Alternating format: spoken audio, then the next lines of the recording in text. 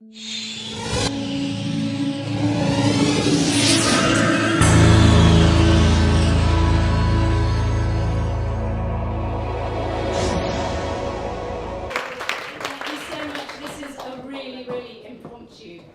talk. So here's my rehearsal for next year's TED.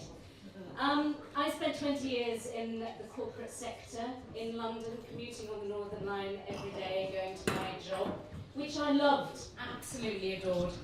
And I was lucky enough to have a bit of an Elizabeth Gilbert experience. I can't match any of those experiences, but who knows. I went off and volunteered with VSO, and I went to Cambodia first of all, and then I went to Ethiopia 2 years ago. And basically I had a Damascus moment. I realized that the women around me were living lives of sheer drudgery. Beyond sheer drudgery. I was walking down a road and I would look at the men who were leading donkeys, and donkeys would have nothing on their backs, and behind that would be a woman carrying 40 sticks, bent double. So the beast of burden was the woman, not the donkey. And I started asking questions of my fellow Ethiopian workers and saying, look, what is it? What's your status in society? What's going on? What is it like being a woman? And we started this dialogue, and it went on for at least sort of 5 weeks until a woman took me away into a corner and she said, Julia, no one is telling you about being cut. And to me that was a euphemism. To me, I struggled. Being cut is this, what? And slowly I realized they were talking about female genital cutting. And the extent to which it happens in Ethiopia is 93% of women undergo what's called infibulation. So it is where the clitoris and the labia are removed, and then the raw wound is sewed up, and what you're left with basically is almost a medieval chastity belt of your own body.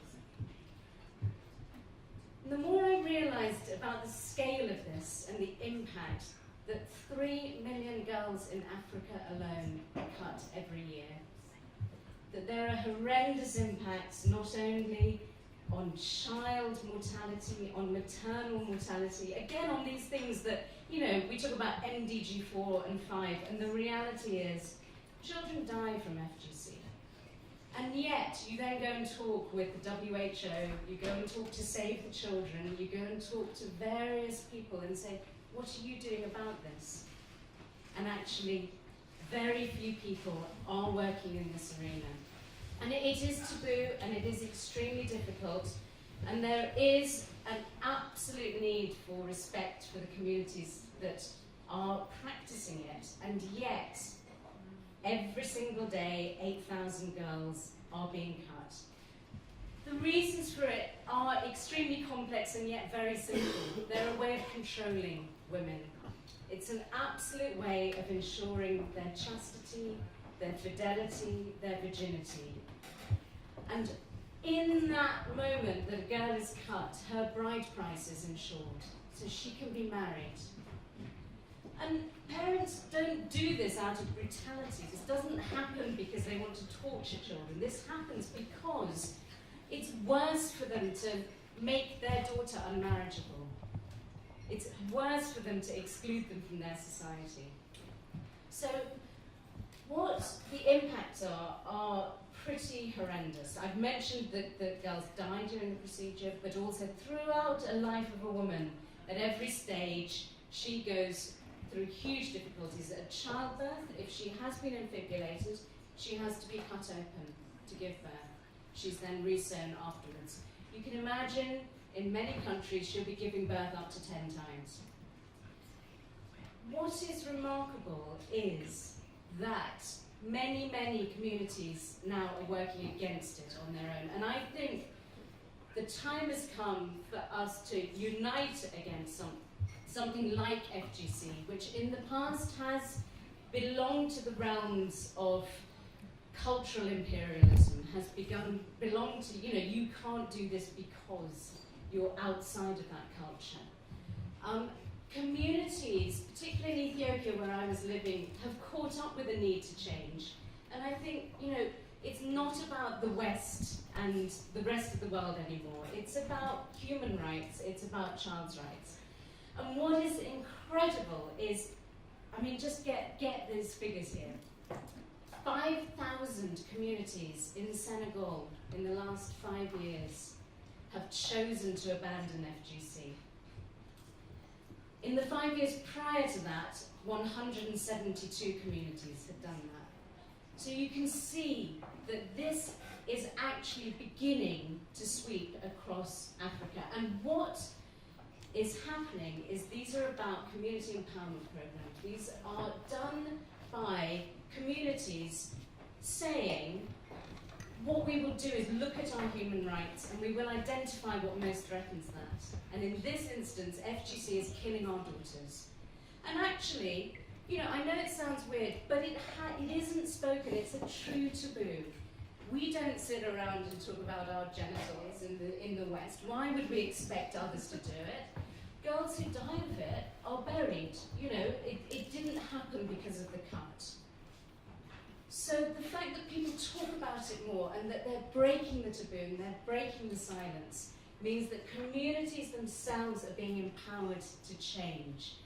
And I'm going out to Senegal in January to work with that project because I think they are really, truly beginning to take this to scale.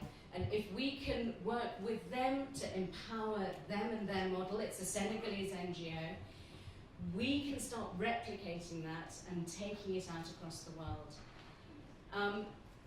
I think that's an enormous message of hope, and it's a traditional sort of problem that a taboo has if you just layer it with unspokens.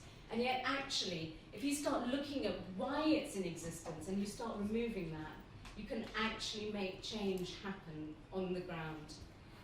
It's a cheap, unbelievably cheap to install this program of 2 years working with a community. It costs $18,000.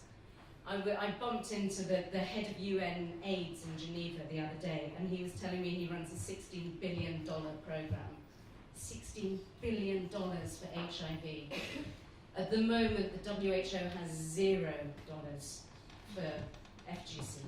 And to me, this is TED Women on our sheet. It says, girls are the future. Well, investing in girls, investing in their empowerment, allowing them to flower, allowing them to reach their potential, and not have this status of being the person who walks behind the donkey is, I think, just one of the most important things. I'm setting up something called the Orchid Project, www.orchidproject.org.